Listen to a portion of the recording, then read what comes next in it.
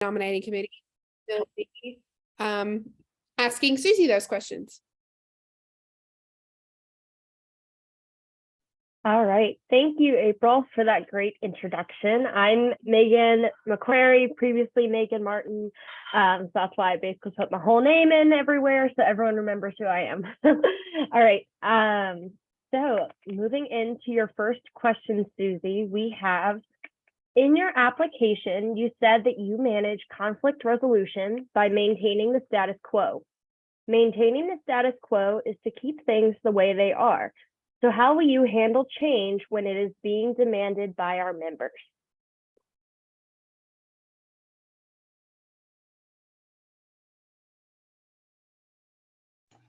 Had to unmute myself, sorry. Change is always inevitable in any organization. What I feel like are the keys are communication and listening without the benefit, and then creating options that will be substantial to the entire group, or at least the majority. We can't fix everything for everybody, but we live in a world of change, so we need to know and adapt as it comes.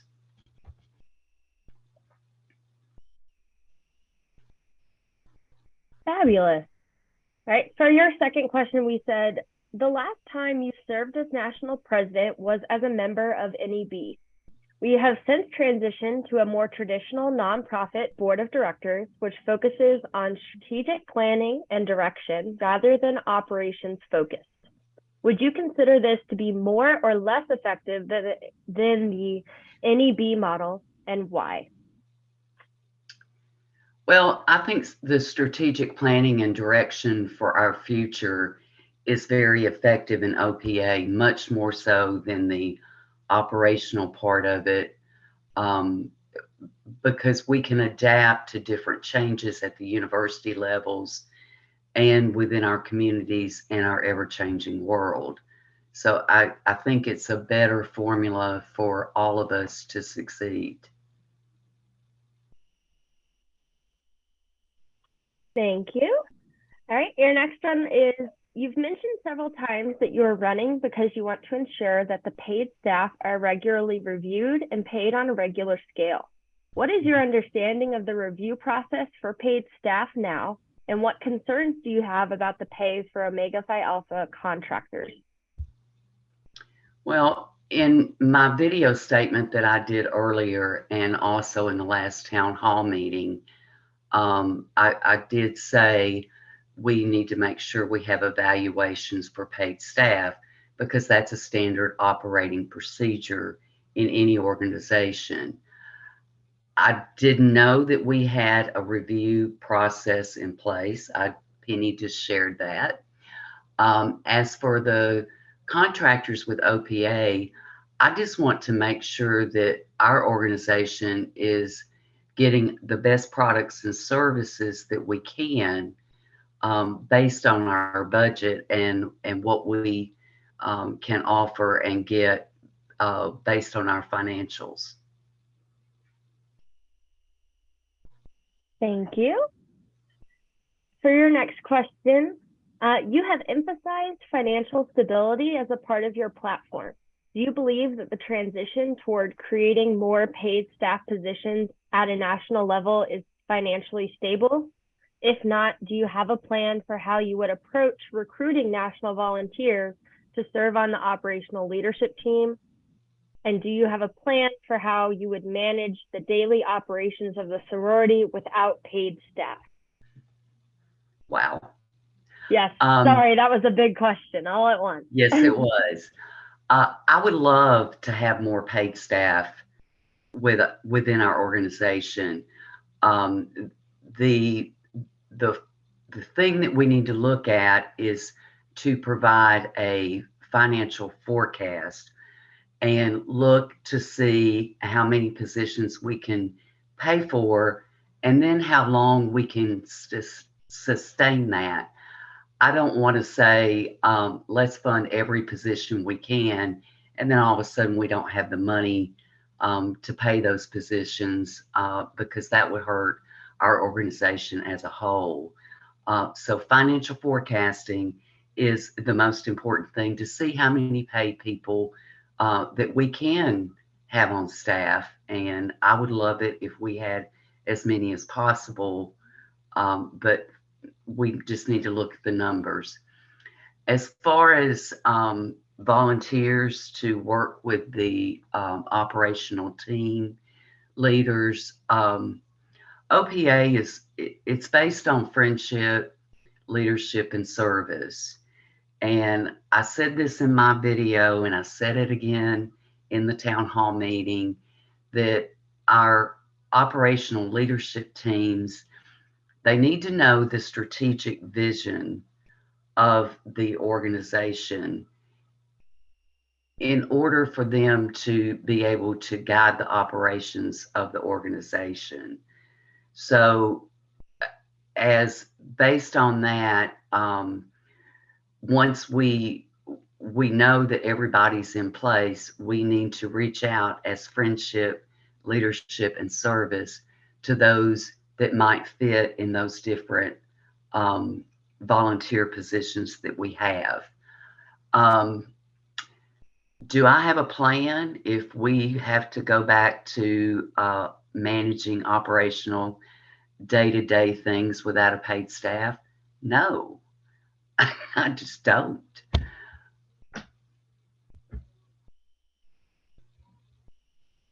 All right, and your final one is a little bit more open. It's just, do you have any closing remarks that you'd like to share with delegates before the voting process opens up? Well, I appreciate everyone watching my video, being at the town hall meetings. I would appreciate your consideration and your vote. I want you to know that my goal as president, if elected, is to have healthy chapters and for us to engage our alumni across the board in different areas of operations, and to also partner and work with our universities and communities to make Omega Phi Alpha a name that people will want to work with and respect. Great. Thank you so much, Susie, for sharing. We appreciate you answering those questions and coming on to chat with us this evening. We are going to move now to Brittany for our other candidate for national president. And April is going to be asking those questions. So I'm going to pass it back over to April. Thank you, Megan. Yeah, Susie, if you want to stay on the call, I think that we will just send you to the breakout room and then bring Brittany in.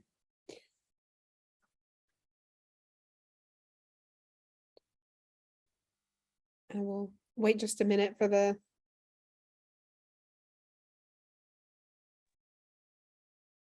I'm trying to move Brittany back to the main session, but I'm not sure if it's working, so I may just send her a message.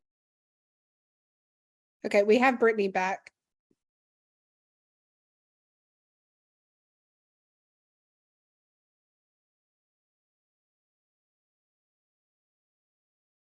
Okay, we good? Okay. In case you didn't know, Brittany, I will be asking your questions, and then somebody will be Jessica Toms is going to time you if you need. You'll have 3 minutes to answer each of the 5 questions.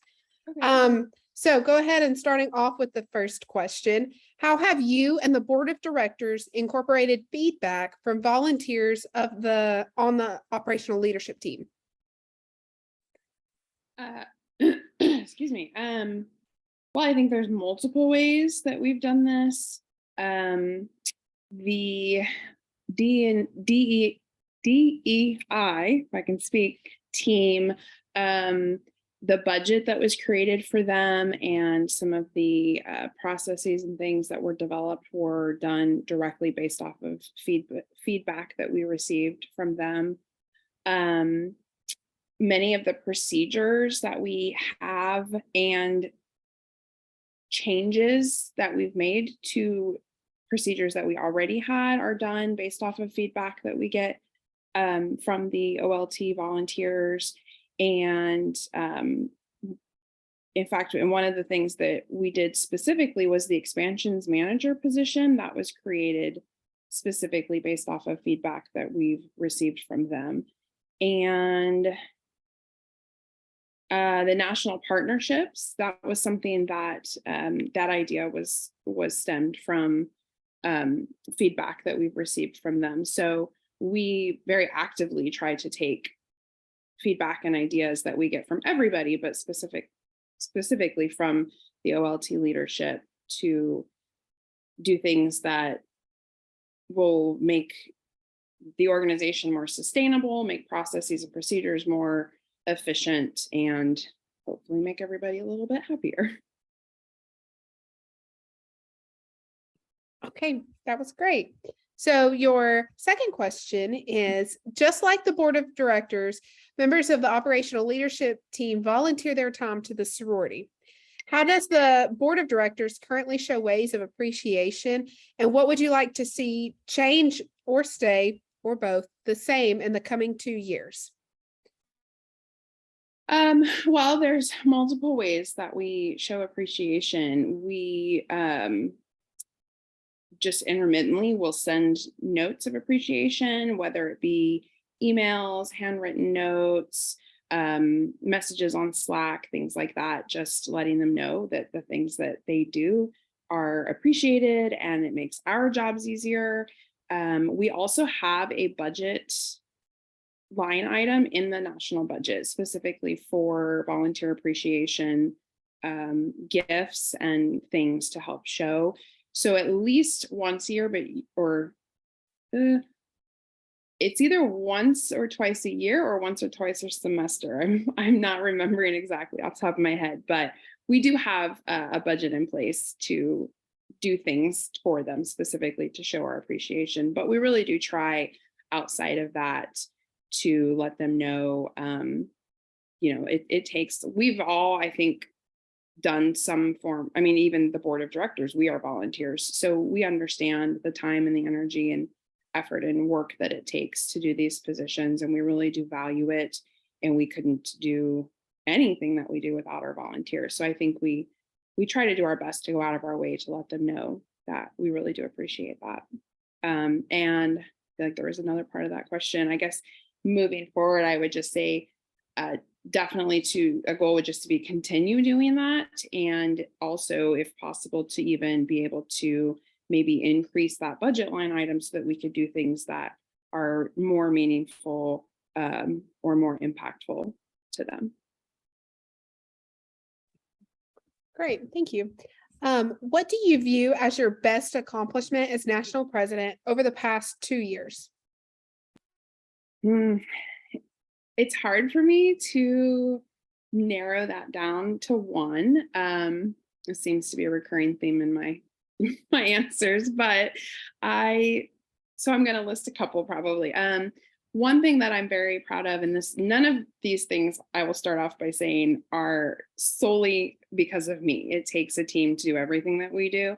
But one of the things is I've worked with the foundation and specifically the foundation president to establish what we call an MOU, or a memorandum of understanding. And this sounds probably really boring to most of you, but it's actually a really big thing. It's essentially kind of a contract that we have in place that lays out the relationship between the sorority board and the foundation board and how the two organizations work together.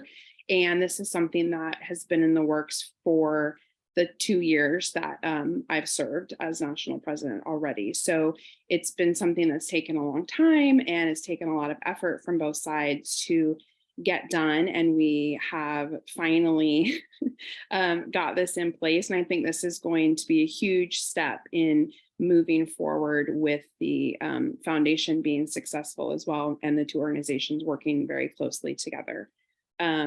I'm also very proud of the impact that my president's projects have made over the last couple of years. I think our chapters really took them to heart and ran with them and did amazing things. And I love seeing, on Instagram and social media, seeing them make posts about the different projects and activities that they're doing with that.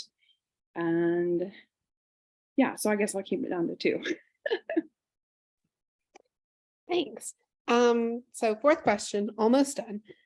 What is your opinion of how we have downsized the number of national volunteer positions and created more paid staff positions in recent years? A few candidates have emphasized financial stability. Do you believe this is a financially stable decision? So I think first I want to address that by saying that what you call downsizing of volunteer positions and bringing on more paid positions are 2 kind of sort of separate things that have just happened to have occurred simultaneously. We also only have a total of 5 paid positions currently, other than the like accountants and bookkeepers and things that we were always paying.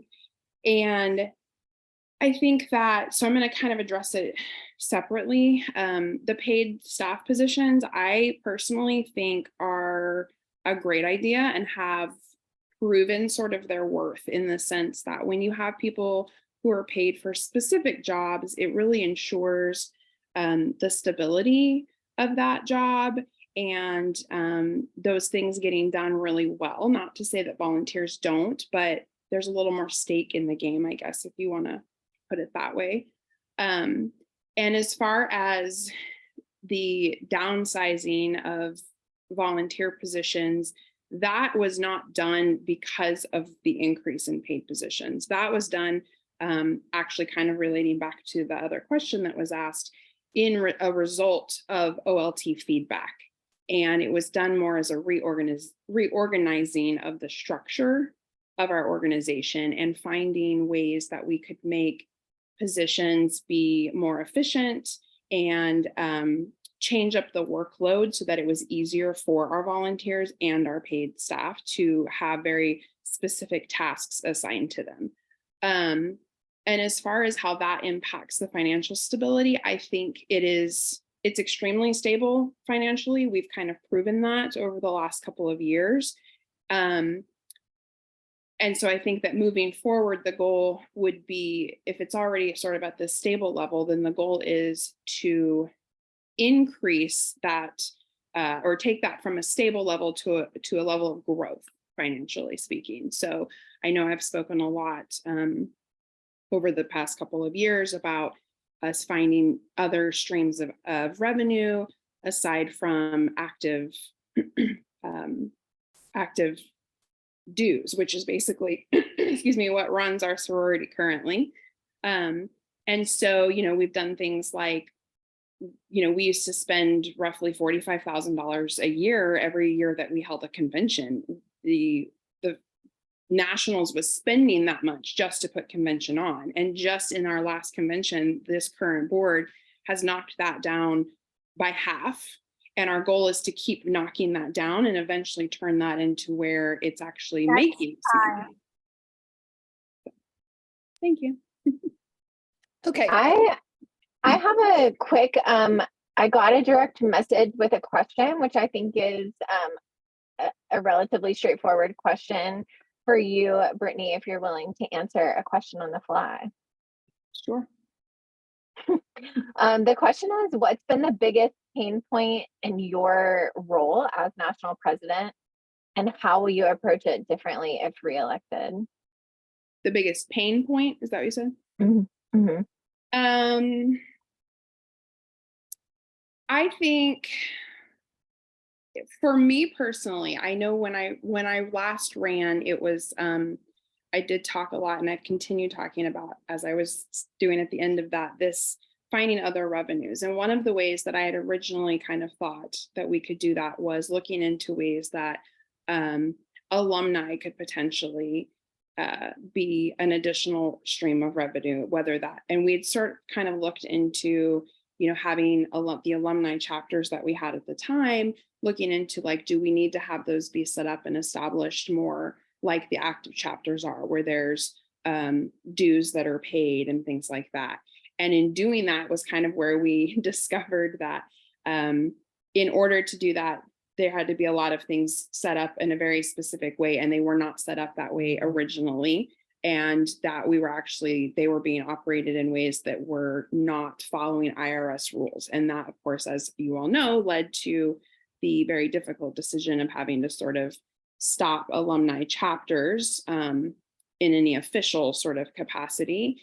And I think it's been really hard to figure out how to, and I touched on this the last town hall, of like respecting the fact that right now our actives are the ones who financially carry this organization, but we can't just leave out alumni and, you know, not have a place for them. And how do we find ways to keep alumni engaged and involved? And does that mean that maybe we need to look into reestablishing alumni chapters in the proper way that they have to be established, you know, under IRS rules, or are there different ways? And so, you know, I know there's been some talk recently on social media amongst the alumni and like how they want to be involved and things like that. And a lot of it, honestly, is just kind of trial and error and figuring things out as we go. And I think that I know that at least the current board is very passionate about trying to find this nice balance between doing things that don't drain the resources that we have in our volunteers, but also provide the things that our members are actually looking for. So I don't have a direct answer into how to solve that, because I think that that just takes the team continuing to talk to everybody and get feedback and try things and see if they work and adjust as we go. I hope that answered the question.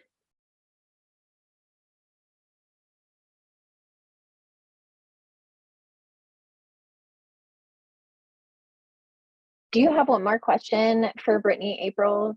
The open-ended final question? Yes. Sorry, I interrupted your flow. I'm sorry. Would you like to give any closing remarks before delegates begin casting votes? I would just first like to thank everybody for taking the time to listen to all of us, because I know that there's probably more things you'd rather be doing on your evenings than this. We do really appreciate it. And the questions that came in, I know came from members, and they were, I felt very thoughtful, and there was, it shows that you guys actually really care. So I appreciate that. And I thank you for considering me. And again, like I said, everything that happens is done on a team level. It's no one person or one position. And I'm just really thankful that we've had such a great, that I've had such a great team to work with over the last couple of years. And I would be honored to continue doing that work. So thank you. Okay, thank you so much. I am now going to turn it over to Penny. Thank you, April. So we're going to move now into discussion with our VP of Lifetime Membership candidates. First, I guess, so Allie's not here, so we're going to go with Samantha. You'll have 3 minutes for each question. Like I said, Allie could not be here tonight. We have received her videos for her responses. So we'll do Sam first, and then we'll go through the questions and the response videos for Allie. I'm waiting on Sam to join the Okay. Main room. Okay. And I guess put Susie back in too, please.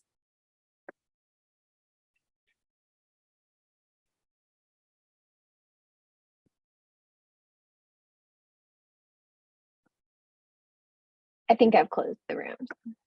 Okay. All right. Let me just move this. Sam, are you here? There you are. I see you. Okay.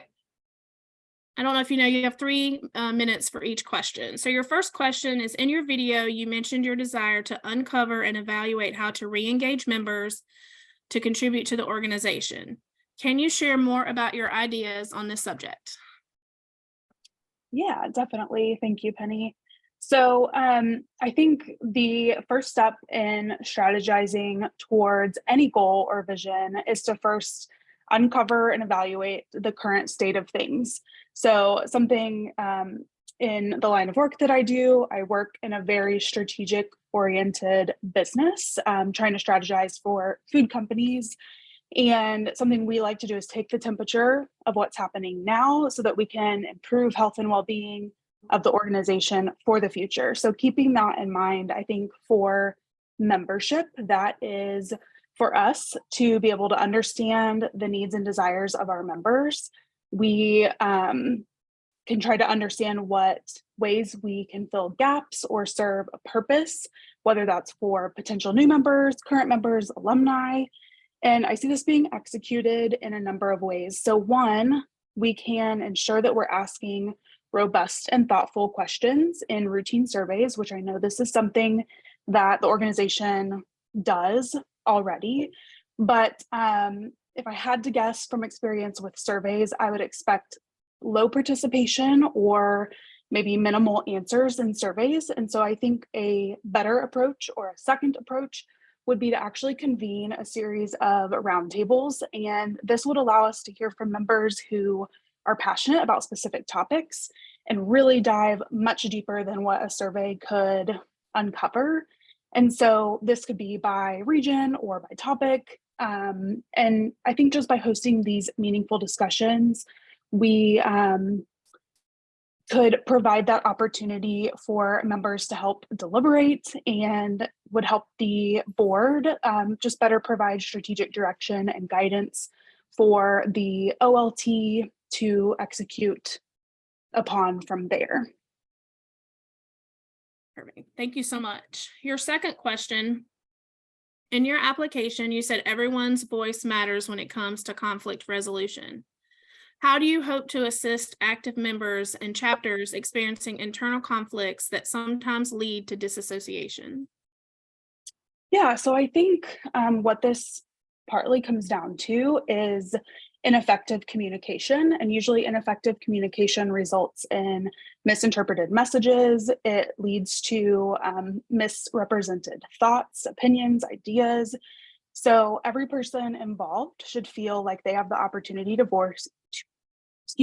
voice their perspective and know that they're being heard and listened to, especially with empathy, which I think is a interpersonal skill that everyone can probably work on. But effective communication, I believe, is the cornerstone for avoiding but also resolving conflict, and would be a skill that I would hope to build in our leadership, but also members of the organization and leadership at the chapter level.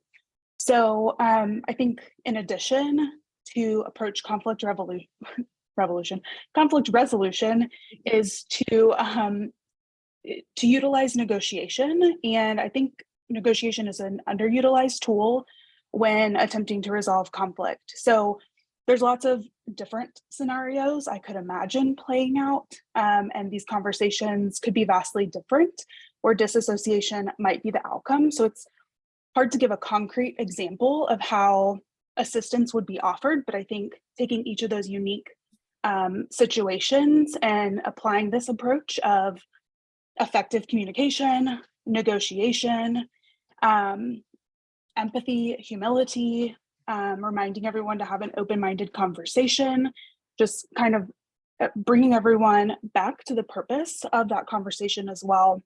I think, as everyone here probably knows, we make significant emotional investments when we join organizations, especially one like Omega Phi Alpha, where we're all strong leadership and values-driven members. And so I think reminding everyone that we don't react to situations, but rather we assess our feelings and our emotions as we're thinking and before we're speaking, and just really helping members harness that passion and into productive conversations.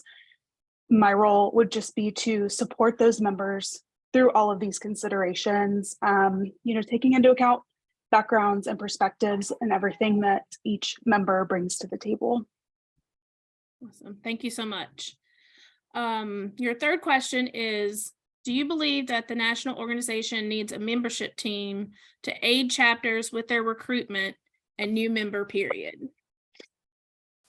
Apologies if y'all can hear my cat screaming in the background. It's always on a Zoom call this happens, but back to the question. Since my time with OPA, I have seen the structure of the national organization and also the teams that volunteer under the national leadership shift in different directions, and the scope of work also changing. So to approach this kind of strategy exercise, if you will, I first would want to evaluate the current workload and well-being of the teams and the volunteers working to execute towards the goal of recruitment and new member activities. And then from there, depending on what that overarching need for this new team is, taking into consideration the volunteer capacity, the staff that team, and also the expected outcomes. I kind of want to look at that big picture. One of my previous answers talking about taking the temperature first, so kind of doing that initial assessment. But my understanding right now is that the chapter health team oversees and guides chapters regarding recruitment and the new member period, in addition to their roles and responsibilities with helping struggling might not be the right word, but struggling chapters. So I know one of our strategic goals as an organization is the recruitment of new members. So if it turns out that the responsibilities of the chapter health team are too great to do both of those things, both new member recruitment and aiding with chapters that need additional help, then I could potentially see there being a need for whether that's an additional volunteer position. I don't know if it necessarily has to be an entire team. That's, would still be determined. But I do believe we have the goal of helping all chapters with recruitment. So not just the chapter health team helping those chapters that need additional help. I could see this being kind of rolled out in a few different ways, whether that's a turnkey recruitment toolkit that all chapters could utilize. They wouldn't necessarily have to rely on a specific individual or a team to have those kind of tools in the toolkit to activate on recruitment. That could be one way, kind of roadmap for all chapters, or as this question is suggesting, at least having that contact point person that can interact between individual chapters or help connect and network chapters to share recruitment ideas could be another kind of way of approaching this that takes a little bit of the volunteer burden off of the chapter health team. All right, we've got one final question for you, Samantha. Would you like to give any closing remarks before delegates begin casting their votes? Yeah, I just want to say thank you for everyone taking the time out of your evening to listen to not just me, but all of the candidates here. I think it's so important that we stay active and engaged. As a candidate for VP of Lifetime Membership, I want to make sure that everyone feels like they have a voice when it comes to the leadership in the organization. Since we are all members, there was a very robust thread of ideas and brainstorming happening on Facebook this week, a few days ago. And so I think just reminding everybody that that's one avenue to have your voice heard, but also forums like this, surveys, roundtables, like one of my ideas was. So just please stay engaged, because that's how we just continue to grow this organization. And just again, thanks everyone for listening. Happy to be here. Thank you. All right, we're going to move on to Allie, and I just ask that you bear with us as we work through this technology of asking the question and playing a video. So Allie's first question was, in your application, you discussed the importance of listening to our members at all stages of life. And actually, sorry, I'm going to go back real quick. Do we need to move Sam to a breakout? Or Sam, if you want to hop off, do we have anything at the end that would be pertinent for Sam? No, we're going to You give tell some me. information for the voting delegates, but that's it. Sam, you tell me, do you want to go into a breakout room and come back at the end, or do you want to hop off? I'd like to hear whatever end information there is, just to stay informed. So I'm happy to go to a breakout room.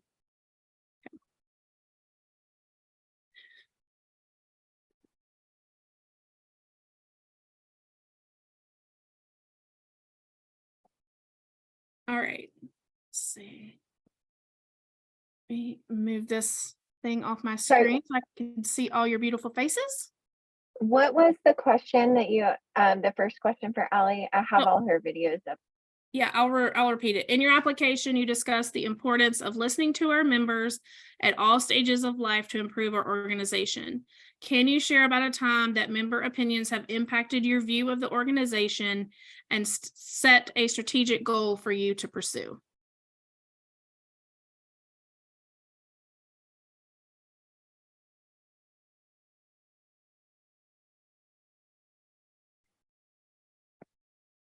Can someone just give me a thumbs up if you can hear this when I press play?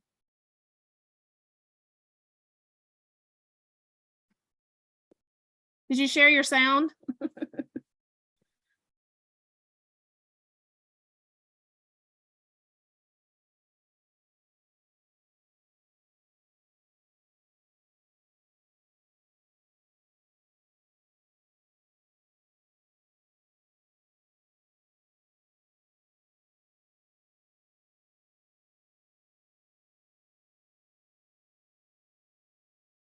Of lifetime membership, I think it's incredibly important to realize that when we say lifetime membership, we mean lifetime. It is so important to listen to our members at all stages of life because they all have different needs and different ways that they want to engage with this organization. One way that I think that the entire board, working as a team, has really listened to our members is by looking at the surveys and the results that we get back on those to adapt how we more efficiently use our budgets, use our time, and utilize our volunteers. Because I think it's incredibly important that all members have the opportunity to engage with the organization, and we want to hear how they want to engage, how those opportunities might present themselves. So I think that's one way is getting that feedback and listening to what sisters write. But in addition to that, I think it's incredibly important to kind of read between the lines, look at the engagement, look at the ways that sisters actually engage with what we are doing. If we're offering events, what events have high attendance and what events don't? And looking at all that data and trying to find unique and new ways to engage everyone. You know, sometimes we might try an event that sounds really great on a Facebook post, but by the time we actually get to it, it doesn't have a whole lot of traction, and we can learn a lot from that. In addition to what sisters write on a survey, we can watch that. And so we can go, okay, that wasn't working great. What can we do to adapt? What can we do to adjust and present another idea to engage sisters in conversation? And so I think looking through those different forms of communication and how we can listen to what our sisters need and help them get more engaged, I think that is going to inform a lot of our strategic goals going forward so that we have a really strong, united organization, especially in a post-pandemic world. You know, we are more used to more virtual events, and it allows those of us that aren't able to travel as much, or those that can travel, the opportunity to have different types of events. And so I think as far as informing strategic goals, it's just looking at the different ways that we can find to include sisters. One tiny way recently was looking at the incredible response to asking sisters for help for new chapter inductions. You know, that wasn't something we asked about on a survey recently as a specific, will you help this chapter? It was something that we just posted about and saw an incredible response. And so that informs us, hey, sisters really like to be engaged in ways that they can feel like they can do a little bit of, a little something to engage with sisters. So I think that listening both on survey, from social media, and also between the lines of action is the way that listening to all members really helps inform our strategic goals and plans. Perfect. Okay, the second question is for Allie, was that you have a lot of experience with nonprofit service-based organizations. Can you share how that experience translates into your role with Omega Phi Alpha and how you feel that makes you uniquely qualified for the position of VP of Lifetime Membership? Having a background in nonprofit and specifically in a female empowerment and youth education backgrounds for multiple different organizations, I feel that I am uniquely positioned for this position because of the experiences that I've had in marketing in organizations really similar to Omega Phi Alpha. You know, in my time working with Girl Scouts, I still work for them today, and I love the organization. I was a Girl Scout and proud of it. Something I learned through interviews and talking with donors, volunteers, and the girls that we impact is the important things that they have out of the organization. And, you know, with that role, working in nonprofit, I also work with a board of directors. And so it really gives me both sides of the coin when it comes to working with Omega Phi Alpha on a board and getting to advise. I know the power of the team, and I know the power of that feedback that we get. And something that I, love hearing from volunteers is that they want their time to be utilized correctly. And so that's something that I can take to Omega Phi Alpha's board and go, okay, I've heard this feedback in nonprofit. It's really important for volunteers to feel like their time is being used efficiently. And we can apply that to Omega Phi Alpha. Similarly, with anyone paying dues or donating money, they want to know that the organization is using their funds efficiently and strategically.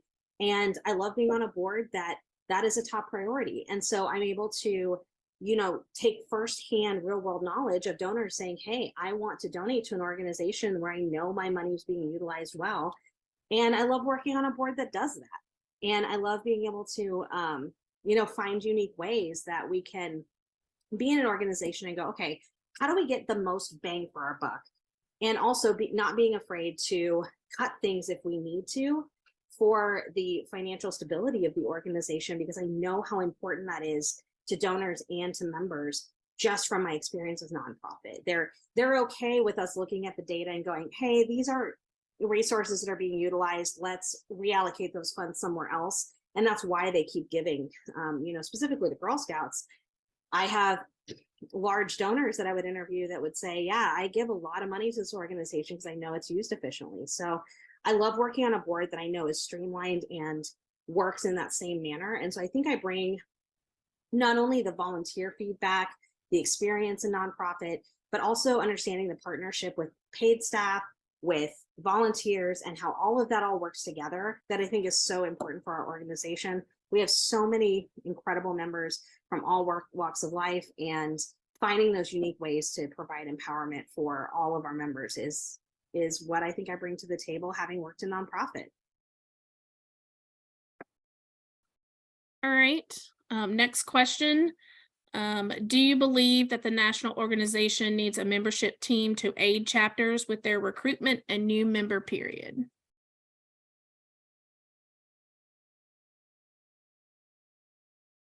Regarding a membership team to help new chapters and existing chapters hit their new member and recruitment goals, I think membership teams are really, really fantastic on a chapter level. They allow leadership for members who are already in the organization as actives to help welcome in new members. They're familiar with the university. They're able to provide a really good face-to-face interaction. And it's also that hyper-local support. And so I think on a chapter level, membership teams are fantastic. When it comes to nationals, I think in the past, having some of those dedicated membership people has been somewhat cumbersome and tricky when it comes to volunteerism, because when you have it as this separate kind of individualized silo part of the organization, it's not always in line with other strategic goals and national trends across the board. It's a lot harder for a team like that to adapt and change and look at the big picture. And so I do think that the way that we're doing it now is the most efficient way to not only welcome new members with really consistent education and really consistent programming that doesn't change when volunteers change. It's, you know, it's developed within the organization, resources are put towards it so that there's consistent training, consistent methods, consistent questions, all of that. And I think for also when it comes to bringing new chapters into the fold, that same approach is really, really important to keep in line with the rest of the chapters that are already in the organization. It helps us ensure that the entire organization is robust, thriving, and is growing at a pace that is healthy. You know, it is fantastic to bring new chapters in. And I have not only been a founding mother, I've been a Colony Big a couple of times. Absolutely loved it. I have some great relationships from those experiences, and I love welcoming new chapters into our organization. I'm equally passionate about making sure those organizations at their home schools are ready for the challenges that are ahead and develop into robust, stable chapters. And I think that can only happen when you have consistent support for them that is not volunteer based entirely.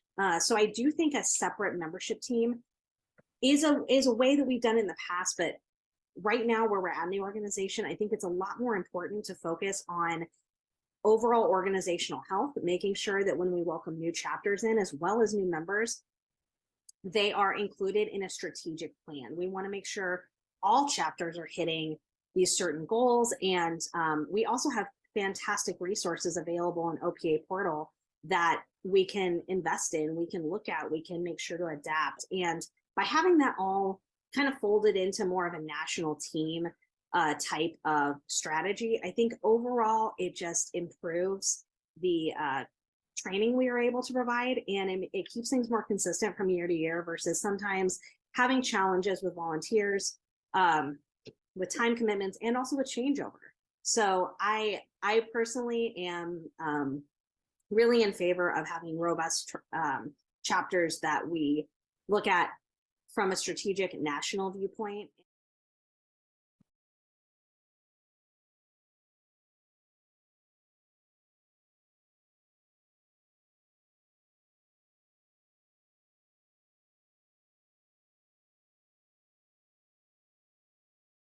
Sorry, my mouse was not wanting to be cooperative.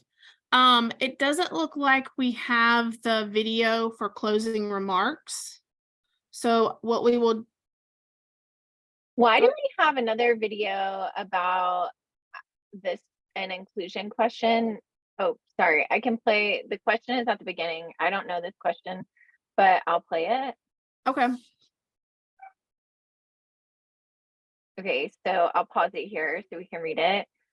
OFA has adopted a policy concerning disability, accessibility, and accommodations. The rollout is ongoing. How do you see your role contributing to these efforts? Omega Phi Alpha's policy concerning disability, accessibility, and accommodations is one that is incredibly important for the future of our program and to make sure we continue to be an open and welcome space for sisters from all walks of life. For our potential new members, we want to be welcoming and inviting to the changing world. And there are big conversations going on in our world about how we can make places safe for everyone. And we want to make sure that Omega Phi Alpha is open to everyone. We don't want someone to feel excluded. So this policy is particularly, I think, important for our collegiate potential new members and actives as they navigate college campuses. This is a time in their life when they're learning, they're expanding their minds, and they're learning about new people. And if there's somebody who does not have a disability, it is great that they can be in an organization that can welcome a sister with a disability and make sure that that sister feels included and just as important as they are, and that accommodations are made so that they can participate and invite the welcome, warm community of Omega Phi Alpha. For our alumni, I think it's particularly important as well because it makes sure that our sisters from all across the country and in evolving worlds are included as well. Adopting this policy to make sure all of our national all of our national events and things like that are accessible is really important to make sure we continue to engage incredible alumni who have built this organization for what it is, and hopefully lead to some of them becoming volunteers and being really active in the organization. So at the end of the day, it's all about inclusion. It's all about making sure everyone feels safe. And it's important to make sure that we are that place that everyone can call home, because at the end of the day, it's all about us loving to give back and being a sisterhood in service.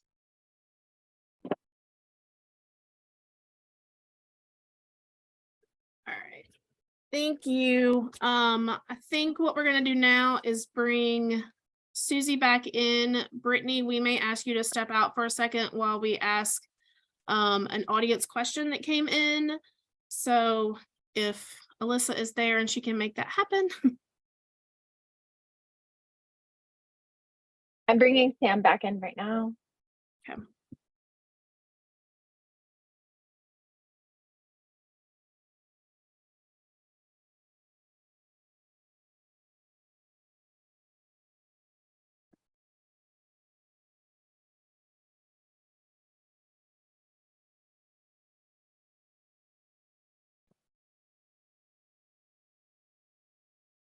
Okay, I think Brittany is in her breakout room.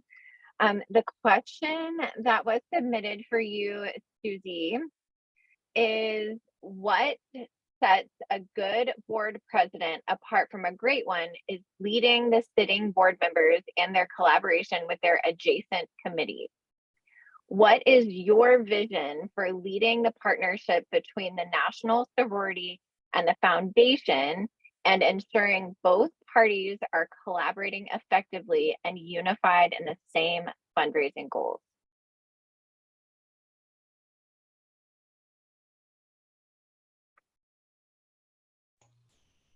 Sorry, I'm still using this. I think there's an opportunity for the sorority and the foundation to work together for many different partnerships and ways. One of the things about fundraising with the foundation, the fundraising that they do is based upon a specific mission within the foundation. Whereas the sorority, if the sorority chooses to do a fundraising effort, then that money would just be money that would be generated that would go into the regular fund or whatever designation that fundraiser's for.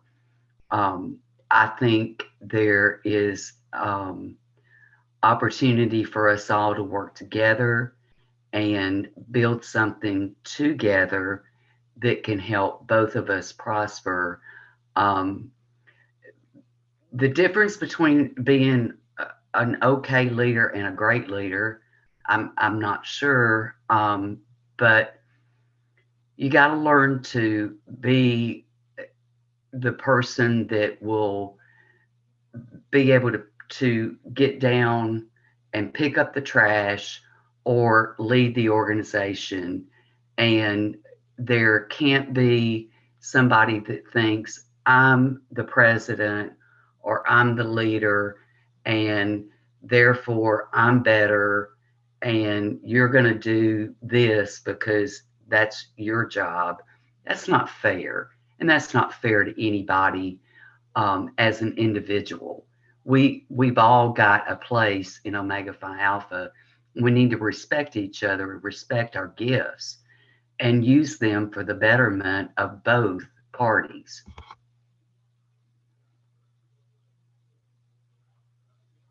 Thank you, Susie.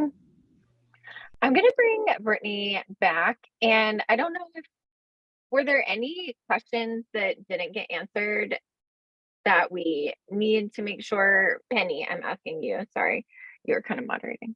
No, that's okay. The only thing I would suggest is the closing remarks question be sent to Allie, just to make sure she has the opportunity to answer that question and maybe post it. But other than that, I think all the questions were answered. And then we just have a closing, which will be April.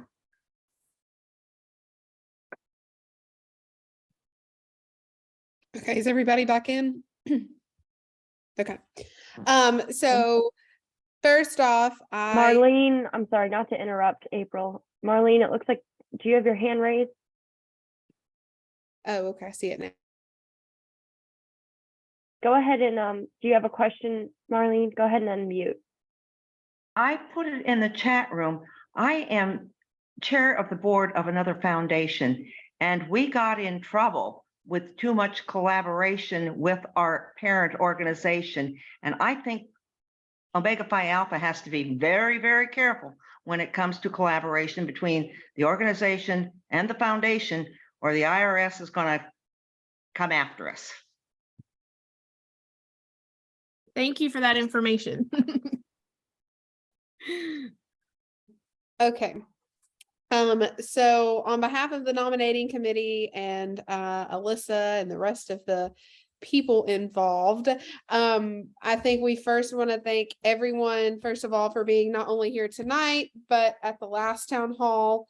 I know that the format tonight was a little different than the last format, and we as members of, I'm on the OLC and a few other non-coms are on the OLT, but just in general, we take feedback that we get and we try to better it a little bit. And so that's what we tried to do. And so we want to, first of all, thank everyone for coming to both tonight and last week, and then also to the candidates for bearing with us in the midst of all of our confusion, because it takes a lot to get this all together in such a short amount of time. And sometimes we get all mixed up and confused, but nonetheless, it turned out really good tonight. So want to thank everybody for that. If you are not a voting delegate and you're just here as a concerned OFIA person, make sure that you are talking and addressing your concerns and comments and questions to your delegates, whether that be your active chapter delegates or your alumni delegates, which we sent out that list because of the feedback we got at the last one. We sent out that list last week. So be sure with that contact information, be sure to do that. And then if you need that list again, you can email us at nomcom@Omega Phi Alpha, and we can forward you the email that Nanda so graciously sent out. And then if you are a voting delegate, you will be receiving an email with a link to vote actually tonight. So please just make sure to vote before the end of the day, wherever you are, whatever time that is for you, on Saturday, April 22nd. I think Alyssa and other people involved in the voting process do not want to be having to track you down on Sunday, April 23rd to figure out your vote. So April 22nd. Please vote. If you're a voting delegate, and if you're not, talk to your delegates. I know I've talked to a few delegates who are like, no one's telling me anything, or no one's emailing me. That's what they're there for. So email them, please. Yeah, but I think that's it. So thank y'all all so much for coming, and we hope you have a fantastic rest of your night. And delegates, please vote. Thank you, April, for emphasizing. Please vote. The email will come directly to you from SurveyMonkey with how to vote. You will get an email directly from SurveyMonkey. I see we have some chapter leaders on here tonight. Thank you for showing up, and thank you, NomCom, so much. Bye, everyone.